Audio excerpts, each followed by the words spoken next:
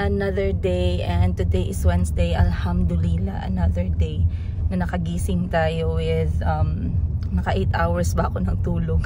Parang hindi, 7 hours lang, kulang. Pero anyway, bawi na lang tayo tonight. Time check natin alas 8 ng umaga, and I'm happy kasi ngayong araw si Colby ay medyo better. Though meron pang konting ubo, pero nagmask na lang siya kasi talagang gustong-gusto niya nang pumasok.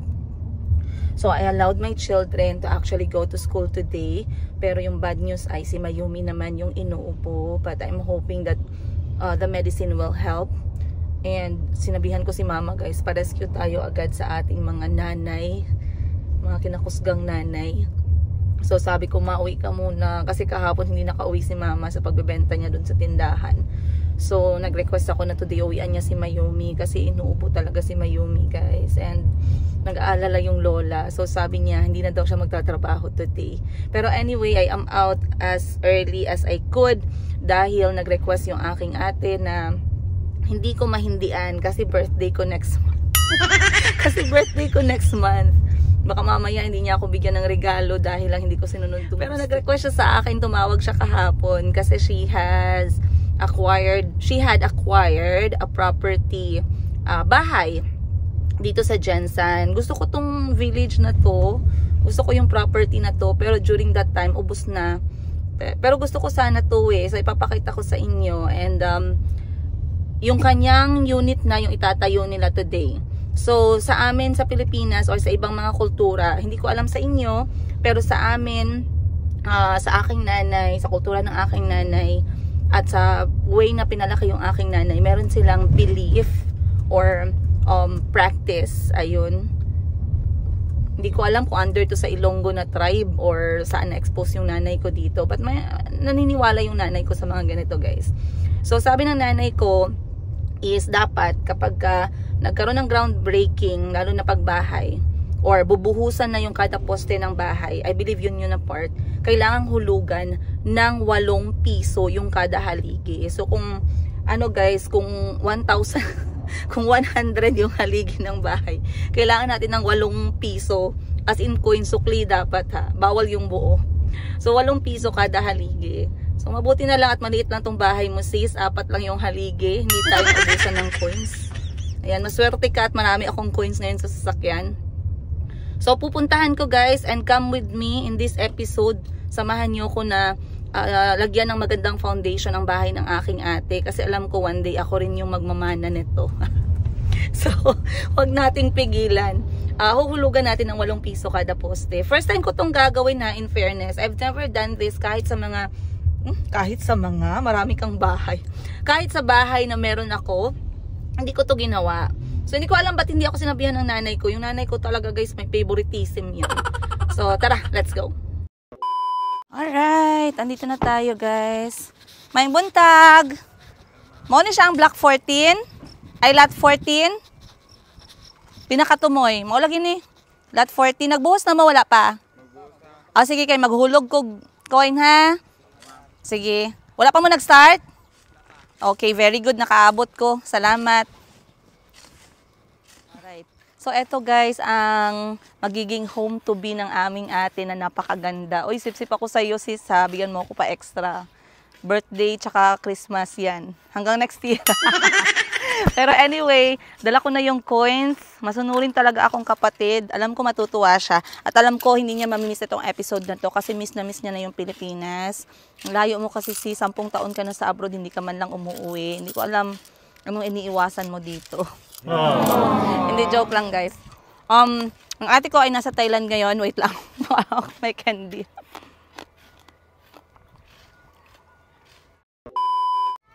Okay. Ang ate ko ay nasa Thailand ngayon. She is taking care of her personal business. Okay, guys. So, andito na kami ngayon, sis. Kita mo naman. Nag-effort talaga ako, sis, ha. Ipamukha ko talaga. Ipamukha ko talaga sa YouTube. Pero anyway, akala ko 4 lang na haligi. Ilang haligi, kuya?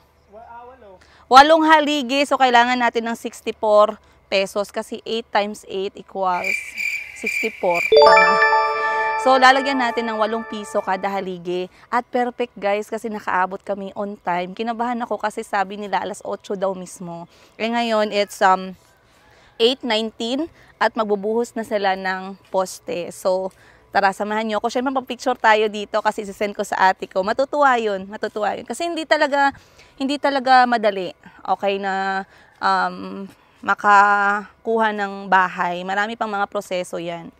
Kaya bago kayo mag-comment na ayan na naman, proud na naman kayo sa bahay. Ayan. I think kailangan nyo ng guys, ng happiness sa mundo. Masyado kayong bitter.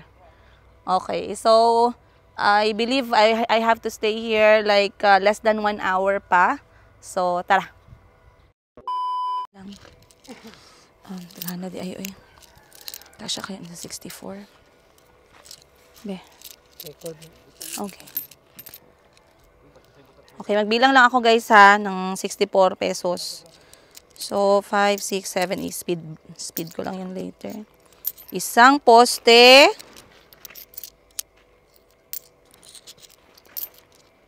Dalawang poste. Okay ng poste na to. Dalawa na sila. Tatlong poste. Huwag kang mag-alala sis. 4 na poste guys. Ay, nahulog pa ang piso. Ayan, 4 na poste. 5 poste. Daming poste. 5. 6.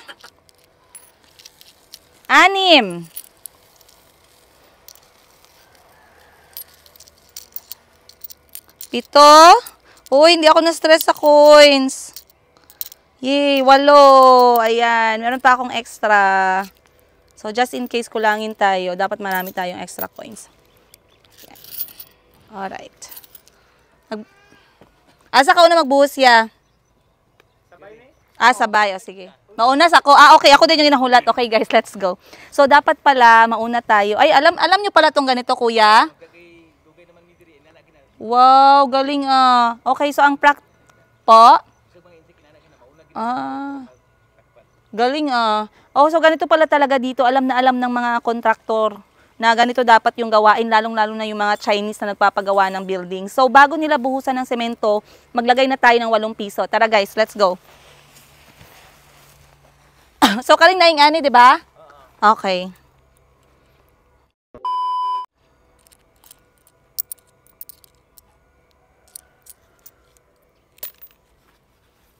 Dito tayo sa kabila, ang ikalawang poste. Sis, proud na proud ako sa accomplishment mo, sis. Ipagpatuloy mo yan. Another 8 pisos sa ikalawang poste. Ayun.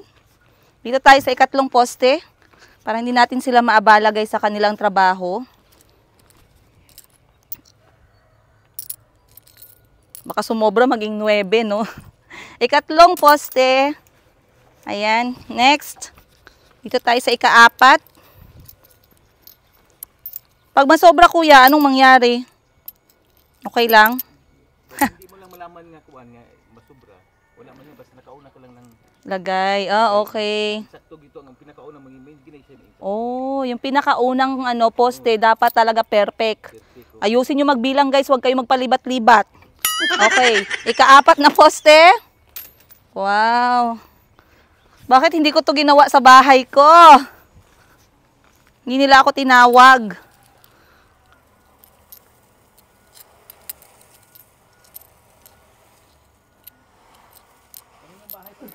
Sa kapatid ko po. Ika-5 poste. Nawala pa ako sa bilang. Ika-6 na tayo. Ika-6 na poste. Dito tayo sa ika-7 guys. Tara. 7 is the lucky number. Ika-7.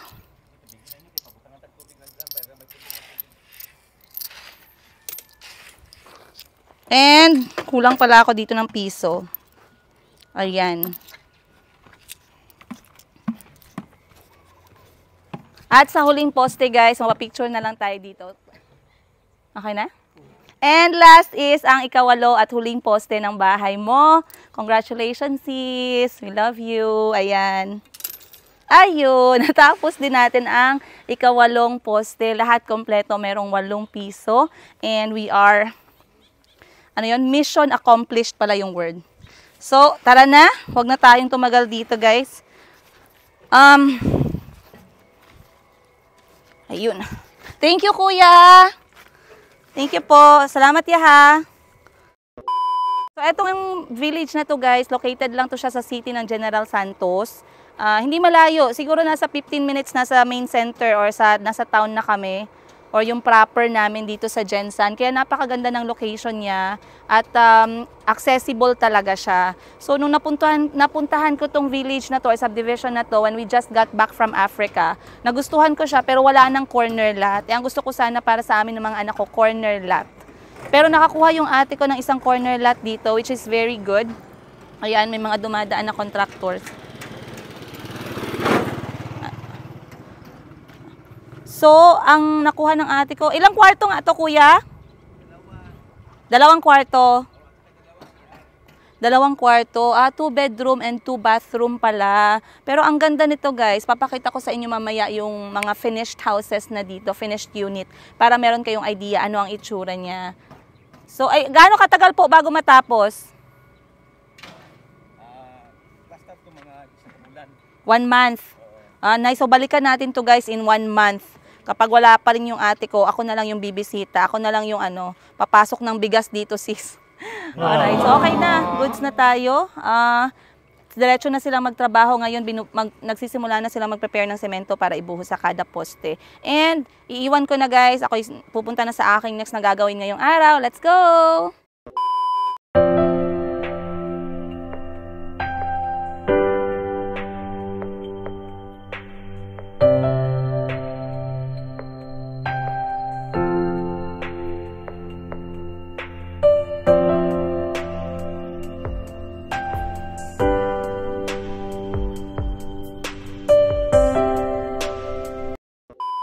Sa loob nito, guys, ayos na siya, plastada na siya, meron na siyang tiles, maayos na yung kanyang loob, gamit na lang yung ilalagay mo. And I believe the price of this house is malapit 3 milyong piso kapag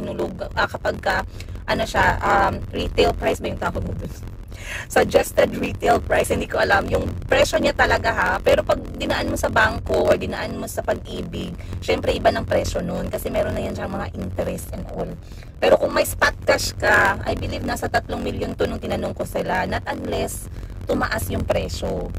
So marami nang nakatira dito sa subdivision na to, especially dito sa may papasok banda sa may gate, parang doon na side, sa dulo sa kabila.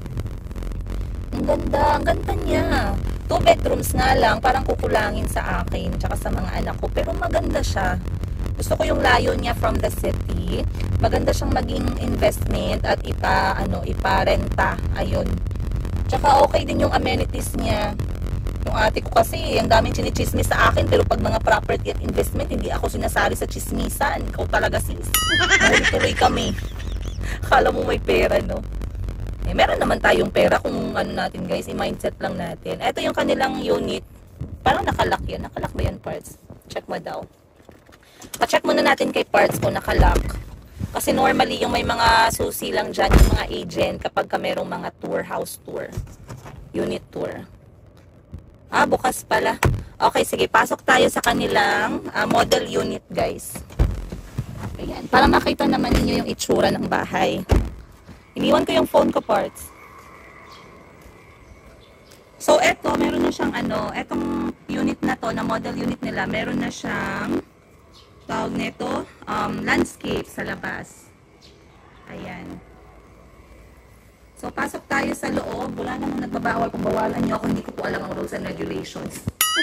So, eto siya sa loob, guys. Malaki yung space niya sa sala. Very lang naman siya, direct to the point. Malaki yung space niya sa living room. Dito yung TV. Pero hindi kasali yung furnitures, ha. This is just a model unit. Ayan. Yung furnitures lang yung dinagdag. Pero nakaset na yan lahat.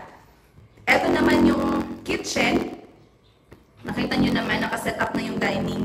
Para sa akin siguro, family of 4 is really good. Though ayoko talaga na nagluluto sa loob ng bahay. So I would do like cooking outside if sa akin itong bahay na to. If sa akin. Then, meron siyang 2 bathroom. Isa sa master's bedroom. Ito ang bedroom number 2 niya. Maganda dito ang built-in cabinet. Ito ang bedroom number 2. Then, dito tayo sa bedroom number 1. Si bedroom number 1 naman, eto siya. Malaki na siya guys, actually. Nasa parang 4x4 or 3x3. Ayan. 4x4 maybe. Then meron siyang sariling toilet, bathroom. Walang ilaw, sorry. Ayan siya. Then, dito yung ikalawang toilet. Common toilet na siya. Ayun. So, ito, okay na yan. Provided na yan ng property. Ito na lang yung mga idadagdag, yung mga accessories. Mga salamin, mga shelves, mga frames, aircon mo, cortina mo, ikaw na yan, mga decoration mo. So, yung size niya, okay. Okay yung size niya. Para sa akin na kung 4 lang. Pero medyo malaki kasi yung family ko eh. Kasi ako, yung mga anak ko, then yung mga tumutulong sa amin sa bahay, si Auntie Christine pa, si Mama, minsan yung mga kapatid ko. Masyado kaming maingay kapag dito. Yun lang guys. May space pa siya sa gilid at saka sa likod. So, pwede pa siyang palagyan ng extension. Malaki pa yung space niya sa gilid at saka sa likod. So, if you like to extend, like, lagyan mo ng garden sa gilid or lagyan mo ng kusina sa likod or quarter ba, extra quarter, extra room, whatever kind of room na gusto mong i-add, pwede. So, ayan, kita nyo naman sa entrance, punong-puno na siya ng bahay. O talaga sis. Ayan sis, sana masaya ka dahil masaya ako sa ginawa mo. And, I'm very, very proud of you kasi mamaya kwentuhan ko na naman kayo kung ano yung mga inggit ko sa ate ko na to. Kwentuhan ko na naman kayo. Pero, masaya ako kasi yung ate ko mabili siya sa investment din. Siya yung second owner. First owner si Madam Ten Gives. Ako nasa ano pa ako guys? Nasa fourth owner or third owner. Okay, tapos na tayo. Let's go to the city. Diretso na ako. Nakaabot na rin ako ng Mayumi Thailand Closet sa aking maliit na boutique, alhamdulillah. At napansin ko guys, ngayon ko lang nakita dahil nireplay ko yung video, nasira pala yung aking audio at speaker. Hindi ko alam anong nangyari. Pasensya na po kayo ha, baka masakit sa tenga ninyo control nyo na lang yung volume. Kasi hindi ko talaga alam, first time yan na naging ganyan yung audio. Anyway, binalita ko na sa aking ate yung aking pagpunta at yung mission accomplished na ni-request niya at tuwang-tuwa yung aking sister. At sabi niya nga kung na-record ko ba daw at meron ba daw akong video. Ay, meron yan, syempre. Nag-video nga ako para sa iba sis Sa'yo pa kaya na mahal kita. Oh. Alam ko matutuwa ka kasi mismo na yung Jensan. At matutuwa ka at mai-inspire ka. At mamomotivate ka na bayaran yung utang mo sa bangko, sis. Ayan. So, once again, ito ay para kay Ma'am Sheena Bangko Quadro, ang aking kapatid na businesswoman din, business mindset, at yung aming eldest sister. Alam nyo guys, kwentuhan ko kayo. Hindi nawawala yung kwento natin. Yung mga memories ko yan sa ate ko. Kasi sa Mindanao State University kami pareho na-graduate. Nasa accounting management siya, or management accounting siya. I believe nasa 3rd year siya, ako ay 1st year. So kapag wala talaga akong baon, wala akong allowance, kasi wala talaga, mahirap talaga yung buhay ko nung university days. Kahit na meron akong sponsor na mga, na isang private na company, hindi enough yung kanilang support para sa aking daily allowance. Pero okay lang, kasi nagbebenta naman ako that time. May mga panahon talaga na ako'y nazi-zero. Yung wala akong pangkain, wala akong pambayad ng dormitory. In short, wala talaga ako kahit piso guys. Ganun kahirap yung buhay ko nung time na yon. Pero, hindi ako pala hingi talaga na kapatid. At alam na alam ng ate ko yan. Isa sa fact na hindi makakaila ng ate ko, ng eldest sister namin, is alam niya na kapag hanggang sa meron ako, hindi ako maghihingi. Hindi ako lalapit. Kahit nung mga bata pa kami, kahit nung nag-aaral pa lang ako, never niyo ako maririnig na hihingi or mag-a-ask kung meron pa. Saka na ako lalapit kapag zero na talaga at nagawa ko na lahat ng mga means na kaya kong gawin, pero hindi umabot yung means on time, talagang humihingi na ako ng backup. So, nilalapitan ko yung ate ko, and during university days, yung ate ko ay working student yan siya guys. Nagkatulong siya at nagbantay siya ng tindahan. Pinasok niya halos lahat ng mga income. Nagbenta siya ng Natasha, nagbenta yan ng Avon. Naging secretary, lahat halos ng trabaho kasi pinaaral na din yung sarili niya. So most sa amin actually ay working student. Lalong-lalo na yung aming eldest sister. At alam niyo naman ba sa eldest sister, mabigat yan kasi parang feeling mo, ikaw yung responsable para sa mga kapatid mo. And as years went by, mas naging close na kami kasi lahat kami ngayon may kanya-kanya na kaming issue, may kanya-kanya na kaming problema. Sino pa ba naman yung magsusumbungan? O, diba? Kaya nga nung sinabi pala ni Tony Gonzaga na makaaway mo na ang lahat, okay? Wag lang yung pamilya mo at wag lang yung kapatid mo. Kasi in the end, kapatid mo yung malalapitan mo. And I am very fortunate and blessed to feel that statement from Tony. Kasi ako ramdam na ramdam ko yan eh.